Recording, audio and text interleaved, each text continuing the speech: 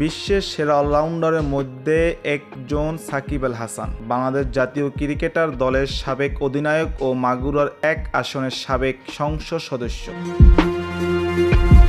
10 বছর ধরে শীর্ষ অলরাউন্ডার এর রেকর্ডের অধিকারী সাকিব আল হাসান। সাকিবকে বিশ্বের অন্যতম সেরা অলরাউন্ডার বলে গণ্য করা হয়।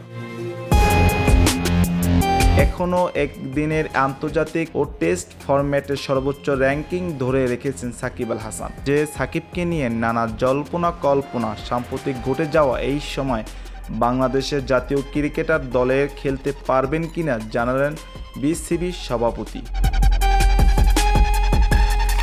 সদ্য সমাপ্ত রাওয়ালপিন্ডি টেস্টে খেলার সময় ঢাকায় সাকিব আল হাসানের নামে একটি মামলা হয়েছে। এই হত্যা মামলায় সাকিব সহ আসামি করা হয়েছে মোট 156 জনকে। মামলায় আসামি হওয়া সিরিজের দ্বিতীয় টেস্টে সাকিবের খেলা নিয়ে সংখ্যা দেখা দিয়েছিল, তবে তা উড়িয়ে দিয়েছে বিসিবি। সাকিবকে দেশে ফেরত আনতে বিসিবিকে আইনি নোটিশ পাঠিয়েছেন একজন আইনজীবী। আজ সেটার জবাবও দিয়েছে বিসিবি। তাছাড়া সাকিবকে সব ধরনের আইনি সহায়তা দেবে বোর্ড। যতক্ষণ পর্যন্ত সাকিবের নামে গ্রেপ্তারি পরোয়ানা জারি না হচ্ছে ততক্ষণ জাতীয় দলের হয়ে খেলতে আইসিসির বা ক্রিকেট আইনের কোনো বাধা নেই।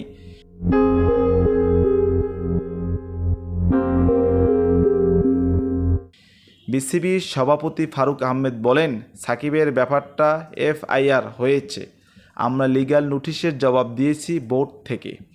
যেহেতু সে চুক্তিভিত্তিক ক্রিকেটার, আমরা বোর্ড থেকে তাকে সাপোর্ট করব লিগ্যালি। এই সময়ের মধ্যে ওর খেলতে কোনো অসুবিধা নেই। আগামী মাসে ভারত সফর করবে বাংলাদেশ। সেই সিরিজে সাকিবকে পাওয়া যাবে কিনা এমন প্রশ্ন বিসিবির সভাপতি বলেন, ভারত সিরিজে যদি সে ফিট থাকে, সিলেক্ট হয়, তাহলে সে খেলবে।